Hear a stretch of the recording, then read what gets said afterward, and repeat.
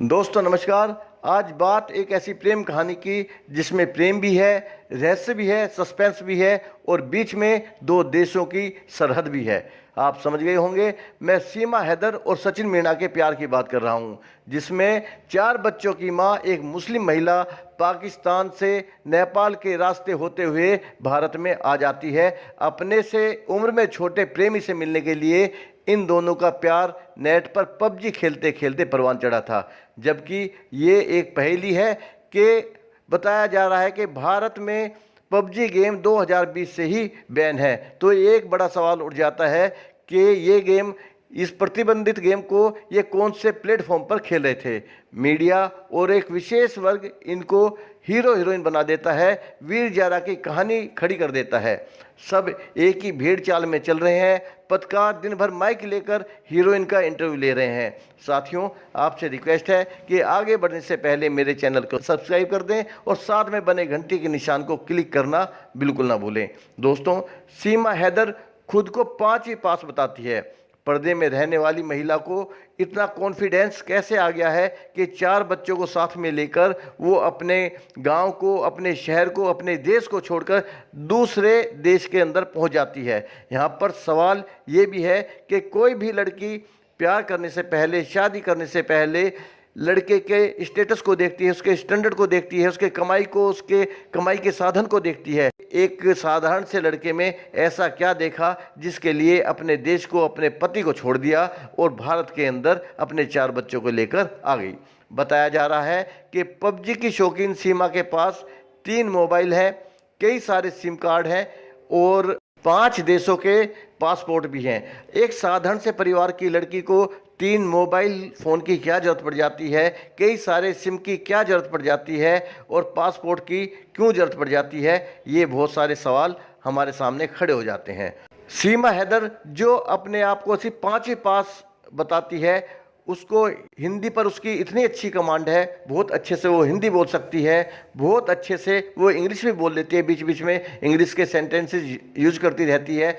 हालांकि उर्दू के ऊपर उसकी इतनी अच्छी कमांड नहीं दिखाई देती, जबकि वो पाकिस्तान में जन्म से रहती है। यहाँ पर एक सवाल ये भी है कि एक इंटरव्यू के दौरान एक पत्रकार ने सीमा हैदर से कलमा पढ़ने के लिए बोल दिया।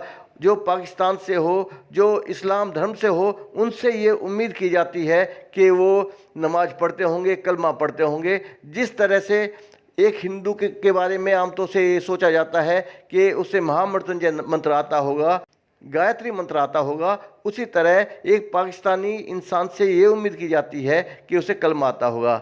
सुनकर ताज्जुब होता है कि उसे कलमा पढ़ना भी ठीक से नहीं आता।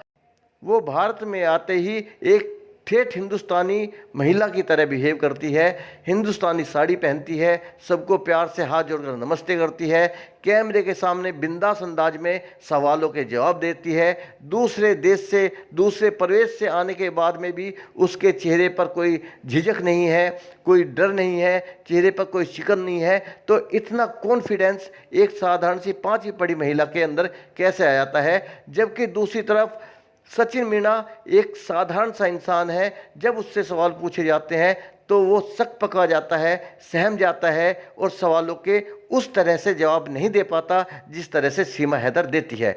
तो दोनों के बीच में विचारों का, बातचीत का जो एक डिफरेंस खड़ा हो जाता है, जो एक बीच में गैप आ जाता है, तो समझ में नहीं आता कि उस पाकिस्तानी महिला ने एक हिंदुस्तानी, एक साधारण से लड़के में ऐसा क्या देखा कि अपने देश को छोड़कर, पाकिस्तान को छोड़कर हिंदुस्तान के अंदर आ गई अपने 4 बच्चों के लेकर।